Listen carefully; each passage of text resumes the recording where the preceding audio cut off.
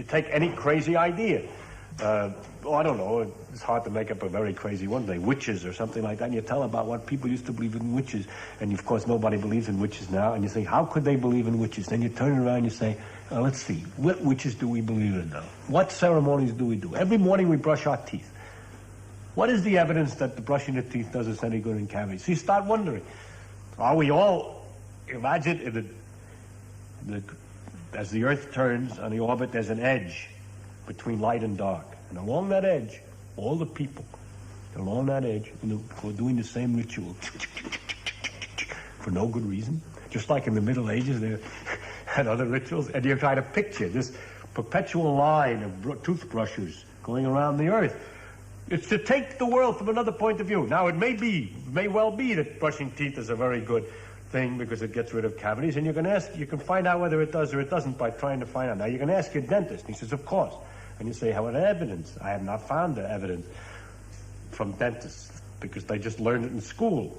Now, I'm not trying to argue that it's good or bad to brush teeth. What I'm trying to argue for is to think about things from a new point of view.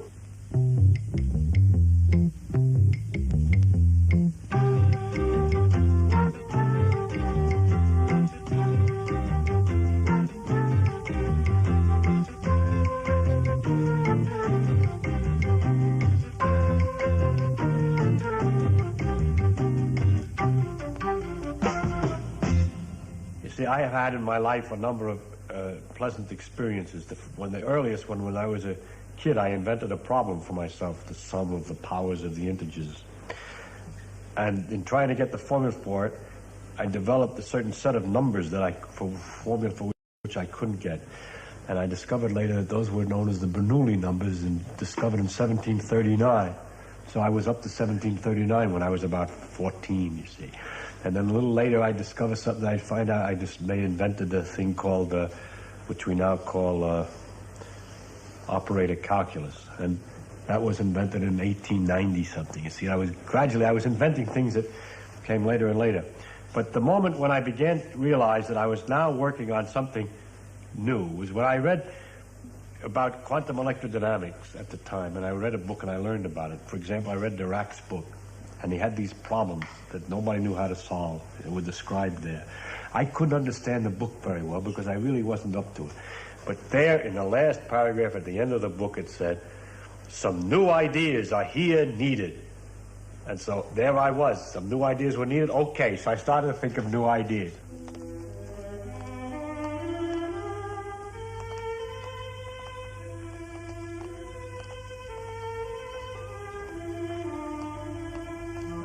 Richard Feynman, Nobel Prize winner, and his son Carl stepped gingerly down the wet cobbles of Millbank, high in the Yorkshire Pennines.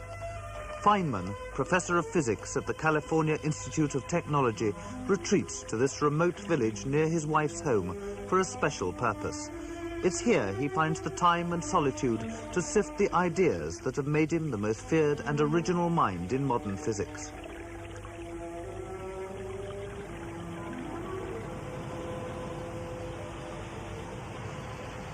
Feynman is in the forefront of one of the oldest and most intriguing games of hide-and-seek in science, finding the ultimate constituents of the world.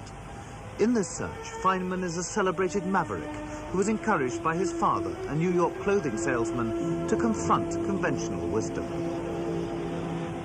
One Sunday, all the kids were all walking in little parties with their fathers in the woods. Then the next Monday, we were playing in a field, and kid said to me, say, what's that bird? What's the name of it? Do you know the name of that bird? I says, I haven't the slightest idea. He said, well, it's a brown-throated thrush. He says, your father doesn't teach you anything. But my father had already taught me about the names of birds. Once we walked and he says, that's a brown-throated thrush. He says, know what the name of that bird is? A brown-throated thrush. In German, it's called a Flügelflögel. In Chinese, it's called a Tinglong-tong. In Japanese, a Tohlachtohara, and so on. And when you know all the names in every language of that bird, you know nothing, but absolutely nothing about the bird. And then we would go on and talk about the pecking and the feathers. So I had learned already that names don't constitute knowledge. It's knowing the name of something. That's caused me a certain trouble since, because I refuse to learn the name of anything. So when someone comes in and says, You got any explanation for the Fitz-Cronin experiment? I says, what's that? He says, you know, that the long-lived K meson disintegrates into 2 pies. Oh, yes, now I know. But I never know the names of things. What he forgot to tell me was that knowing the names of things is useful if you want to talk to somebody else. So you tell him what you're talking about. But the basic principle of knowing about something rather than just knowing its name is something that you stuck to, is it? Yes, of course. You have to learn. These are kind of disciplines in the field of science that you have to learn. That to know when you know and when you don't know, and what it is you know and what it is you don't know. And it's you got to be very careful not to confuse yourself. How else did he try and progress? mold your methods of thinking, the way you looked at the world? Well, we had a lot of little games, like he would say at the dinner table.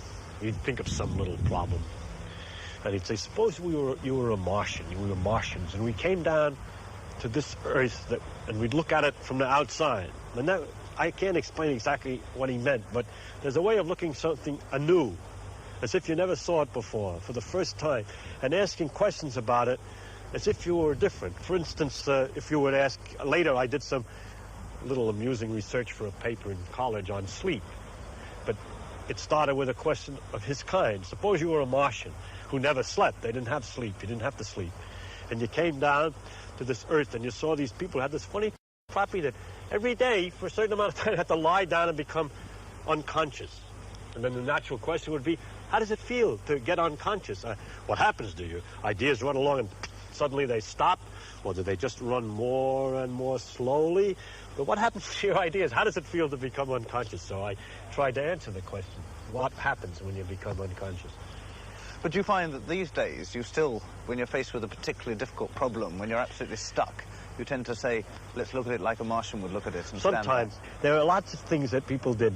For example, Maxwell put the equations together. The Faraday formulated the equations mathematically with some model in his head. And then Dirac got his answer by just writing and guessing an equation. And other people got their answer, like in relativity, got the idea by looking at principles of symmetry. Now, all these methods, and Heisenberg got his quantum mechanics by thinking only talk about the things that you can measure. Now, all of these ideas, we should only talk about things that we can measure. Try to define things in terms of only things you can measure. Or let's formulate the equation mathematically. Or let's guess the equation. Or all these things are tried all the time. Look for symmetries. All that stuff is tried. All that stuff, when we're going against the problem, we do all that. That's very useful. But we all know that. That's what we learn in the physics classes, how to do that. But the new problem, where we're stuck because all those methods don't work. If any of those methods would have worked, we would have gone through there. So when we get stuck in a certain place, it's a place where history will not repeat herself. And that's makes it even more exciting, because whatever we're going to look at the method and the trick and the way it's going to look is going to be very different than anything that we've seen before, because we've used all the methods from before. So, therefore, a thing like the history of the idea is an accident of how things actually happen. And if I want to turn the history around to try to get a new way of looking at it, it doesn't make any difference. I don't care. The only thing that the real test in physics is experiment, and history is fundamentally irrelevant. The most enduring legacy from his father was not just learning to question the physical world, but an enthusiasm for the inquiry, which at 54 Feynman still shares today. It has to do with curiosity. It has to do with people wondering what makes something do something. And then to discover that if you try to get answers, that they're related to each other. That things that make the wind make the waves, and the motion of water is like the motion of air, is like the motion of sand. The fact that things have common features turns out more and more universal. What we're looking for is how everything works, and how everything is, what makes everything work. And what happens first in the history is we discover the things that are on the face of it obvious. And then gradually we ask more questions, and then we dig in a little deeper to things that we can just make. We need to do a little more complicated experiment to find out about. But it's a curiosity as to where we are, what we are. It's very much more exciting to discover we're on a ball, half of it sticking upside down. It's spinning around in space. It's a mysterious force which holds us on. It's going around a great big glob of gas that's burning by a fueled by a fire that's completely different than the fire, any fire we can make. Well, now we can make that fire, nuclear fire. No, but that's a much more exciting story to many people than the tales which other people used to make up who worried about the universe, that we were living on the back of a turtle or something like that. They were wonderful stories, but the truth is so much more remarkable. And so what's the pleasure in physics is that, to me, is that as it's revealed, the truth is so remarkable, so amazing. And I have this disease, and many other people who have studied far enough to begin to understand a little of how things work are fascinated by it. And this fascination drives them on to such an extent that they've been able to convince governments and so on to keep supporting them in this investigation that the race is making into its own environment. As a theoretical physicist, Feynman doesn't have a laboratory, and he finds family relaxation helps him to concentrate. In recent years, he's been concerned with the long-asked, almost childlike question, what are things really made of? What makes up the world we see around us? Have we at last come to the foundation stone from which we can make anything? A tree, a human being? Or must we go on looking at smaller and smaller pieces and going deeper and deeper into a bottomless pit? Feynman is trying to knit together our scattered knowledge of the smallest pieces of matter to see whether they fit a pattern. The problem, although fundamentally important to all branches of science, seems far removed from everyday reality. The world is strange. The whole universe is very strange. But see, when you look at the details and you find out that the rules are very simple of the game, the mechanical rules by which you can figure out exactly what's going to happen when the situation is simple. It's again this chess game business. If you were in just a corner where only a few pieces are involved, you can work out exactly what should happen. And you can always do that when there's only a few pieces. And so you know you understand it. And yet, in the real game, it's so many pieces you can't figure out what's going to happen. So there was a kind of hierarchy of different complexities. It's hard to believe. It's incredible. In fact, most people don't believe that the behavior of, say, me, one yak, and you nodding and all this stuff is the result of lots and lots of atoms all obeying these very simple rules. Come out that it evolves into such a creature that the billion years of life with its experiences has produced a thing with prongs that stick out like this and so on. There's such a lot in the world, there's so much distance between the fundamental rules and the final phenomena that it's almost unbelievable that the final variety of phenomena can come from such a steady operation of such simple rules. But you've had to build the most complex scaffolding to find out the simple rules. But it is not complicated. It's just a lot of it. And if you'd start at the beginning, which nobody wants to do, I mean, you come in to me now in an interview and you're asking me about the latest discoveries that have been made. Nobody ever asks about a simple, ordinary phenomenon in the street. Oh, like, what about those colors? Or something like that. We have a nice interview, explain all about the colors. Butterfly wings, whole big deal. You don't care about that.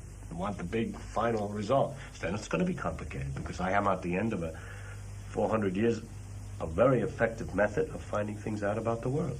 In the search for the ground rules of the physical world, John Dalton worked out a comprehensive explanation over 150 years ago. He assumed that everything we see is made out of tiny atoms, that they're immutable and indestructible, and that atoms of different chemical elements like lead or copper have different weights. Too small to be observed, the atoms combine with each other to form complicated molecules, and vast collections of these molecules are recognizable to us as tables, trees, or whatever. But in the final analysis, atoms were to be the smallest constituents of matter, ultimate and unchangeable. At the turn of the century, we evolved our present picture of the atom, light electrons surrounding a heavy central core or nucleus. Once the atom was shown to be destructible, attention turned to the nucleus, and during the 30s it was found that bombarding one nucleus with another led to a release of energy and the breaking up of the nuclei. This process, which takes place in nuclear accelerators, is photographed in a liquid bubble chamber. You take a liquid hydrogen or some other liquid, and expand it so that it's ready to boil. Your low temperature and you decrease the pressure, it's ready to boil, and it has to form bubbles somewhere. And any little piece of dirt or any little disturbance, it'll form a bubble. In that condition, if a particle comes flying through from some machine, it leaves a track. It tears up the atoms along, where electrons are knocked off the atoms along its track.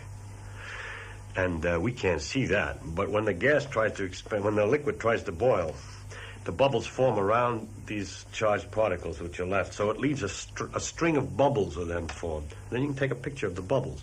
So simplest picture would be if you had a machine that made fast particles. Particle would go through, and you see a string of bubbles. But if the particle on the way through hit the nucleus of another atom, then you see a string of bubbles and a kind of a Y if it made its recoil plus some other thing. And instead of a Y, you may see more complicated tracks, 3 or 4 coming out, and then one of them going along and going into 2. Then you know that some particle went along and disintegrated. Now, these things are going nearly at the speed of light. And so if you can see a short distance, a few centimeters, that corresponds to 1/10 of a billionth of a second. That is, if a track comes out, it goes along here and then bifurcates into 2. You know you made a particle which disintegrated into 2 in less than a 10 billionth of a second. So you see, it's not very difficult to find out about these things with clever techniques. Since the war, with evidence from bubble chamber photographs like this, physicists have explored the nucleus of the atom. The results have been spectacular and confusing. The harder the nuclei were bombarded against each other, the more they disintegrated into even tinier particles until literally hundreds were known. In the last 10 years, some order has been made out of seeming chaos by arranging the particles into patterns. Each pattern has 8 or 10 members, related by nuclear properties like spin and mass. To the physicist, patterns like this imply the possibility of even smaller particles, not yet identified but already named. The key to the question of what makes up the physical world, then, lies in the understanding of the nature of these nuclear patterns. We're getting close because we have a number of little theories by which we can understand these patterns. One picture which describes what particles you're going to find rather well is that all these particles are made out of something else which we happen to call quarks. And our quark is an object which comes in 3 varieties. It's either an A-type, B-type, or C-type quark, okay? And that the particles that we find are of 2 big classes. And one class we can understand as being made out of 3 quarks. And depending on the different proportions, how many A's, B's, and C's, and how they're moving around each other, if we count how many states we would get from putting 3 objects together, it could be made in so many ways, 27 different ways, each one being 3. We find groups of particles in groups of 27 analogously, and so on. A little more complicated, but it's more subtle, but it's like that. And then when we allow for their motion around each other, we find the higher energy states analogous to the way that we ought to get. And even semi-quantitatively, there seems to be a relation between the states, the rates at which one turn into another. So it looks like they're made out of just 3 quarks. Then there's this other class of particles, which are called mesons. The first class were called baryons. The words aren't going to do you any good. But the other class of mesons, we have to understand as being made of a quark, 1 quark, and 1 antiquark. An antiquark is a negative particle with all the numbers, all the charge properties, the exact opposite of a quark. We make a quark and an antiquark, put those together, we understand the meson states. Put 3 quarks together, we understand all the others. So we have made a really great progress in analyzing these patterns. So much so that it looks very much as if, to me at least, that we're very close to understanding this part of physics, this strongly interacting system. But what's the main barrier still to? Well, the quarks have... Well, the main barrier is we don't understand it quantitatively. We don't know exactly the laws. I mean, we do things like I'm just talking to you on a little bit more carefully, counting how many states we should get and so on, but we don't know exactly how they move and exactly what holds them together and so on and so on. Also, there are a number of paradoxes with this quark picture.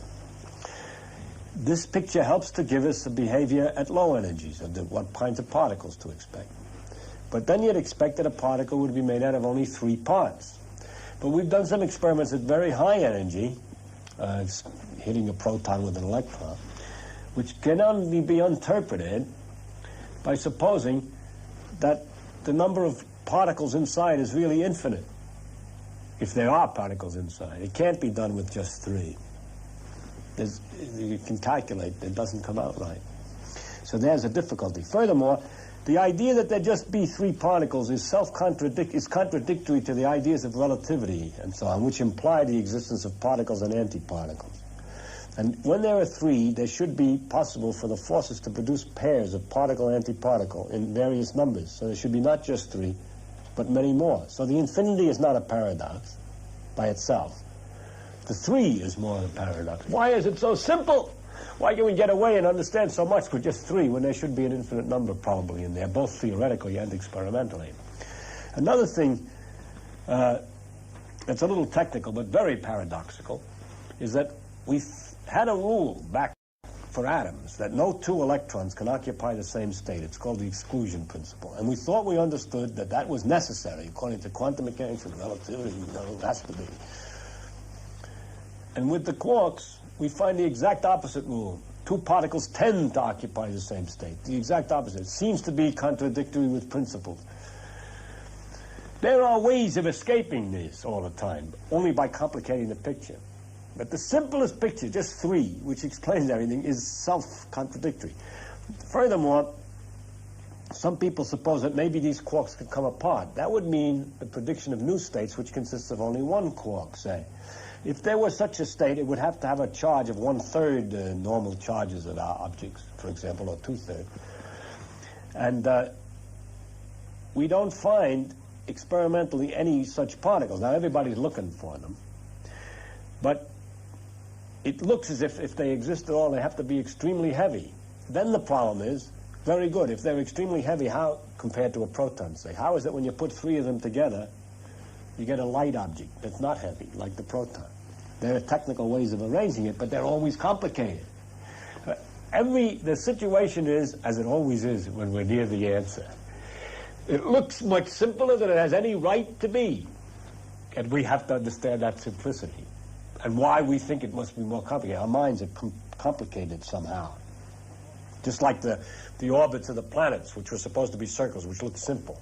Then they were experimentally, they weren't circles. So they made circles on circles on circles on circles, got more and more complicated. It turned out it was really much simpler. It was a force inverse is the square of the distance, which made ellipses and so on. But a different way of formulating entirely, which was beautiful.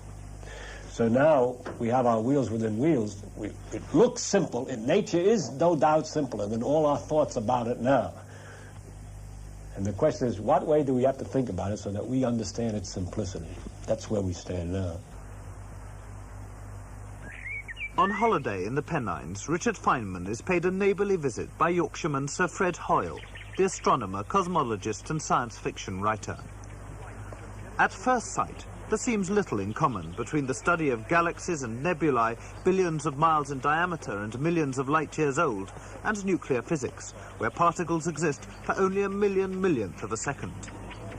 But the formation of stars and galaxies is determined on a massive scale by the behaviour of the very nuclear particles Feynman studies. Hoyle and Feynman share an interest in the foundations of physics, and exchanging ideas in the local pub is always as profitable as it is enjoyable. You agree that the quasars are in real trouble, that the very big redshifts... I think so. I've had this uneasy feeling now for about 5 years.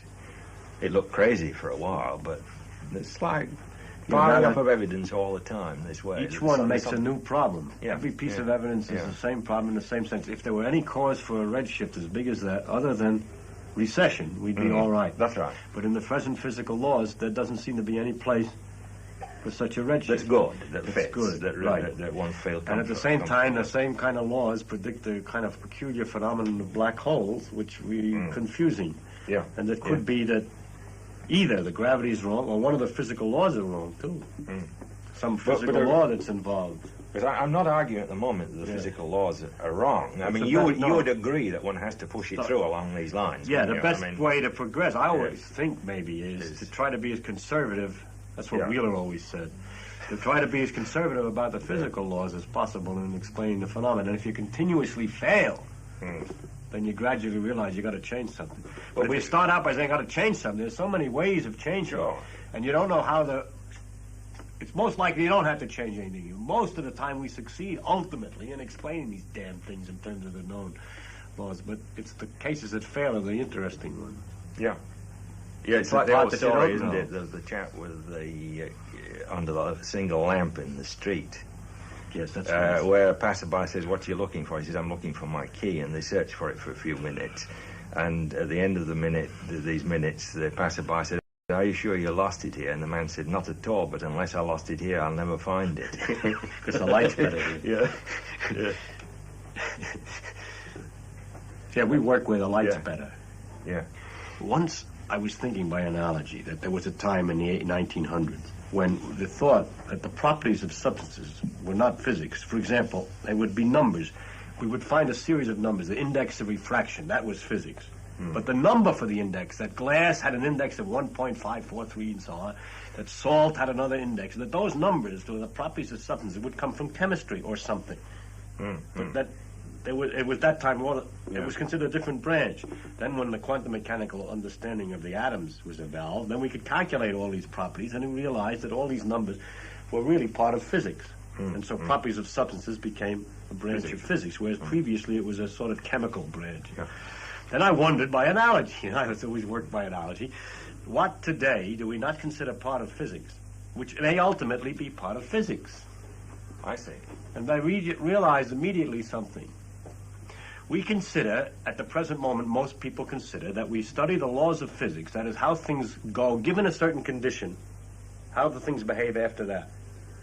But how did they get into that condition is considered another problem. In other Boundary words, conditions. right, boundary conditions. We are given the yeah, conditions, yeah, the circumstances, yeah. and then it evolves from Yeah, there yeah, according to physical yeah, laws. We're yeah. studying the laws. Yeah.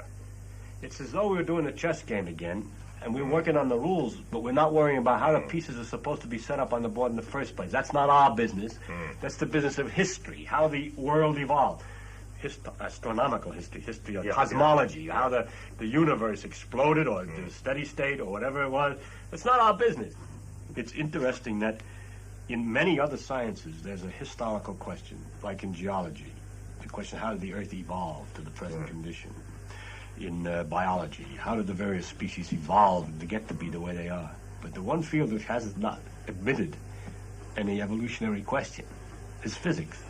Here are the laws, we say. Here are the laws today. How did they get that way in time? We don't even think of it that way. We think of, well, that is that way from forever. It's always been like that, the same laws, and we try to explain the universe that way. So it might turn out that they're not the same all the time, and that there is a historical, evolutionary question. But how do you see it going? It's hard to speculate. Is it a continuous change, or is it something that depends on big... You're the discrete, speculator. See, you and I think differently. I think of the possibilities, but I'm afraid to put things in. When I see the dark, I always think of the dark as too big for me to guess at. You see, to guess, it's not much use in guessing particular things. But you're different, and I would like to discuss with you sometime how do you do that, because I'm really a little afraid to make specific guesses. Is it your background? I don't know. The way you kind of grow up. I don't know. I'm afraid to make specific guesses because the moment I'm making that guess, I can see 7 other alternatives. And so since I see these other alternatives, I don't know which one to piddle with. Well, I don't like to spend a lot of energy on one. My choice is very simple. I don't set any requirement that the answer be right. It's just what I'm interested to follow. That's the difference. That's the difference. That's the difference. Yeah. Well, I'm trying to find If I'm interested in... I'm trying to find out not how nature could be, but how nature is. See, what's right. Well, I don't think you'll ever find it, you see. I don't think you'll ever find it. I see. And your idea is to find out what nature could be. Different possibilities. What I think is interesting. Yeah. Even if it's wrong. Common ground is enthusiastically explored. But is it only shared experience and knowledge that forms a bond between working scientists and separates them from us, the interested layman, or even the artist? I mean, scientific fields are becoming so specialized and they're so varied. Are you really saying that you have more in common with, say, a paleontologist or someone in a branch of science very far removed from yours than you would with a playwright or a poet? Absolutely, especially if he's a good paleontologist. Because he's a good paleontologist, he's not just looking at old rocks. He's looking at the history of the Earth. He's looking, when he stands and he looks at his own fingers, and he knows it's got 5 bumps, and he thinks of how did it evolve with 5 bumps. It's got the same as whales, and so on. And we keep talking about the importance of the fact that the thumb opposes. Then we can start discussing, is it really so important that the thumb or is it language that has been evolved, the system of symbolism, or the size of the brain? This is a paleontologist. I can talk about this stuff. That's close to his field. Dolphins have bigger brains than we are. They have a signaling system, and you get interested in that, and you start to discuss all that they know about dolphins, and you complain that the way the United States Navy has been doing its experiments is not right, and we ought to find out more about dolphins. And you go on and on. You talk, those are things of the day. They're just as good, but you can go on and on. When I talk to a playwright or something, I find, because I don't go to plays or something, I don't find it easy to talk to them. I don't get much out of it. I was going to say, this is because you can talk to scientists in other fields, presumably because you read the scientific magazines, presumably, and hear the scientific gossip rather than... No, because we don't have to have magazines or gossip. We think originally. We think of a new idea. We talk to each other, and we try to look at something from a new point of view, and we delight each other in a new point of view. And when you're talking to somebody else who's trying to think of something new, different, and he's thought about the whales or the dolphins, and he has some little thing he's thought of that's a little different than the thing that you've thought of. And so when you're talking back and forth, he's excited by your point of view about dreams, and you're excited by his little observation that he has made about dreams, if he has happened to have thought about that. So the point is, and our backgrounds give us a slightly different point of view. I mean, a scientific background. Like I specialize in physics, to say he specializes in paleontology. So his information on dreams might be more deeper, more evolutionary. For example, he can't, we don't have a way of telling, I suppose, about the evolution of dreams, but he might know, for example, about other animals. He might have thought about whether other animals dream and what the signs are, and all other things that I hadn't thought of. I can't make it up now because I'm not the paleontologist, but I believe that, yes, I find always that a good man, I take it all back. A good man, I talk to good men in other fields. There's certain kinds of men in every field that I can talk to as well as I can talk to a good scientist. I met a historian, or a writer of history, from France once, and I had a marvelous conversation with him. Maurois, his name was Andre Maurois. And then I met an artist, Robert Irwin, who's a very important artist in Los Angeles in modern art, and I could talk to him at the same depth of excitement. So I take it all back.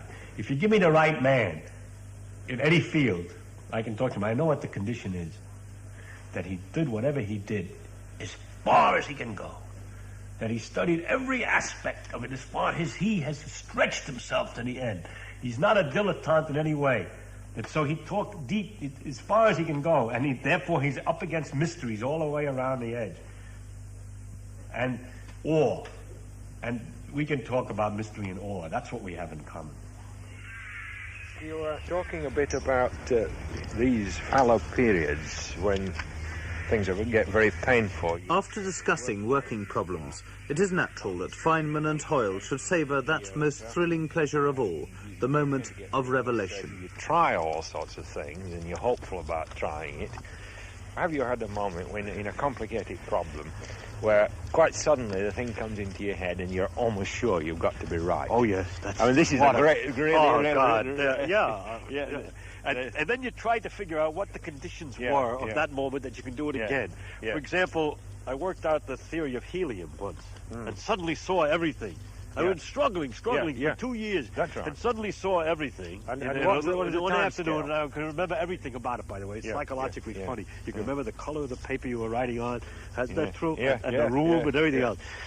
And then you wonder, what's the psychological condition? Well, I know at that particular time, I simply looked up and I said, wait a minute. It can't be quite that difficult.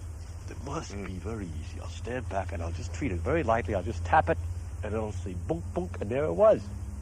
So how many times since then I'm walking on the beach and I said, well, look, it can't be so complicated. Tap it, tap, nothing happens. Nothing happens, yeah. So the lights are great, but the secret way, what's the condition? It's that missing bit in the brain, isn't it? Right. That suddenly lights up. And I have no idea. I've thought about it because some some You man can't suggested turn it that I off. think about that. Because if I could only figure out the formula for what condition to be in to get good ideas, yeah. I'd be much more efficient and more Yeah, happy. yeah. You know? So I've often paid attention to what the condition is, and have never found any No, correlations no. with anything. By the way, it's the delight, it's absolute ecstasy. You Yeah. just go absolutely wild. And how long that, did it last that, for? That drives you. How long does it last for? Well, it's not very short. It's a very big moment, and then 3 after days. that, about and 3 so days, on. yeah. And then there are lesser pleasures Yeah, as you less see and it, less, as you yeah, work on yeah, more that's things right, and more yeah, people yeah. notice it and But you the high talk peak, about you're it. on the high peak for about 3 days. That's right. Yes, Yeah. it's like a Yeah. supernova, I suppose. Yes. No, that's That's 54 right, days. That's yeah. better. Yeah. But I was going to say that it's the hope of that kind of gold It keeps you going. that can keep you going through these Yeah. doldrums, you Yeah, see. yeah, And that, yeah. I think, what I learned when I was a child from my father was that if you did work a little bit at these things, there would be a time at which you'd get this. Yeah. And I had to learn that first, Yes, or I'd never been yeah. able to do it. Yeah. And then afterwards, you wonder why the devil was I so stupid that I didn't see this. That's not only true of you, it's true of the history of the science. You can always look at a particular moment in history and wonder why they hadn't thought of it 20 years earlier or 10 years earlier, depending on the case. It's because we're dumb somehow. It's most mysterious, this. It just means that however good you may get comparatively compared to Apes and things. apes and so on, we're still very bad at it. Absolutely. Yeah. We're doing the best we can. And Yeah, ain't they're very kind of good. stumbling. It isn't very good. Yeah. This depressing and sobering thought. Well, it's been fun.